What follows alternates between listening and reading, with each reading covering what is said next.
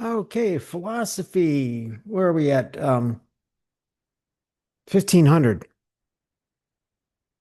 Yeah, philosophy 1500. Um, I had to think about this because I'm making several videos for a couple classes right now. Okay, so this week it's week 10. Welcome to week 10. You're chopping through the course material. Soon it'll be week 16 and you'll be finishing up your work for this course. This week, we kind of hit another contentious area, okay? And remember that not everybody has the same worldviews or same work views or the same philosophical views as we do. So remember, we allow them to have their views. We see them as valid. Your views are valid simply because you have them. That's how I see it. And my views are valid simply because I have them. Now, I've got my reasons for my views, but that doesn't mean that I'm 100% right. It means that I think I'm right. I agree with what I'm thinking based on what I've learned and what I've been able to deal with as far as a critical thinker. But that doesn't mean you're wrong. I want to know your views because your views might enlighten me and help me to A, expand my views, or B, confirm my views. So either way, I want people around me that don't believe the same thing I do. It makes it better for me. I can grow more that way. So in the discussions and in your work, remember, we need to be aware that other people may think differently than we do, and that's okay. One, this is academia. In academia, we're supposed to have these conversations that maybe we don't agree with, but we're exploring them out from an academic, intellectual point of view. We're critically thinking. And in the end, you may remain exactly the same place you started at with your beliefs, and that's fine. That's perfect. But to have the ability to interact with these other viewpoints is essential. This week, we're looking at conscious objection. Now, being a conscientious objector takes me back to my days in the military. If somebody was a conscientious objector, that means they did not go into warfare against somebody, they did not use weaponry against them. If there was somebody who was a conscientious objector, they weren't given a gun. They may be given a medic's bag instead. They might be trained in support and supply or things like that. So, a person's viewpoints were important in the military back when I was in. But let's expand that. What about when it comes down to just being able to object from a conscientious point of view? Is that moral or immoral? To answer that, you're going to have to get into the material in Canvas this week, in the module. You're going to be exploring what Kant has to say on it and what other philosophers say on it. And then you're going to be thinking it through and thinking for yourself, do I agree with conscientious objecting, or do I think people should follow what they're told? Now, when I was in the military, if I was given a gun, and I was in the army, and I was told to take and learn to use it for combat, but I wasn't a conscientious objector, I had no conflict. I didn't. But if I had been a conscientious objector, then it would be up to me to say, hey, I objected this from moral standpoints. Can I be a medic instead? I believe that is a right. I think it is a person's right to object to something on the stands of their moral grounds.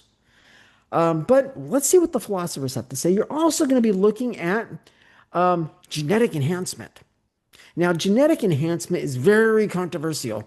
It goes deep into, do we make the sheep a sheep like its two parents were, or do we make the sheep a sheep plus some extra attributes?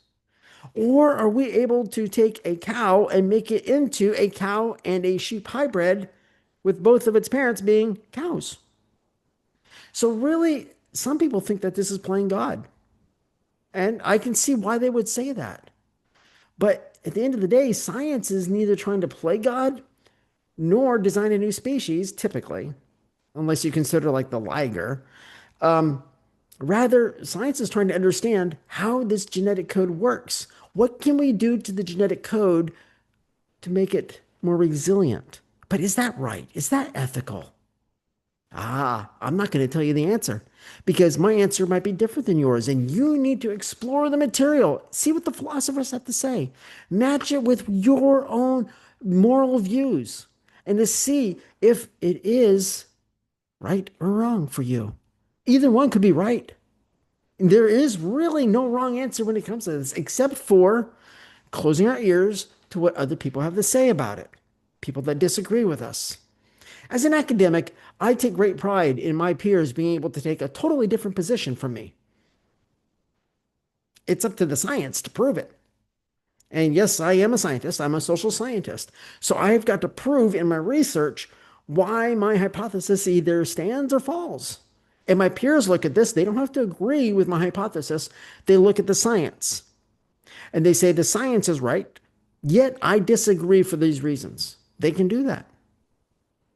We, as academics, we disagree with each other quite often, and we welcome that. That's the scientific method at work. So look at the material this week. Be conscientious about other people and their views, but more than anything, be conscientious of your own views. Don't, this isn't the place necessarily to play the devil's advocate. That's my job in this because I've dealt with philosophical concepts for decades and I know where I stand and I can play the devil's advocate. I can say, well, what about this? Even if it goes against what I truly believe, I'm able to do that. Right now, you're still forming your philosophical underpinnings. So don't worry about playing the devil's advocate, which means taking the opposite side, even if you don't believe it. Let your perceptions ring out and let the other individual's perceptions ring out and interact with each other. You can disagree with people, but you can do it professionally and academically. I encourage you, don't just agree with everything that people write. You feel free to disagree, but do it professionally and academically. If you disagree, give reasons why. Give evidence. And when I say evidence, cite a source. All right? This is going to be an interesting week.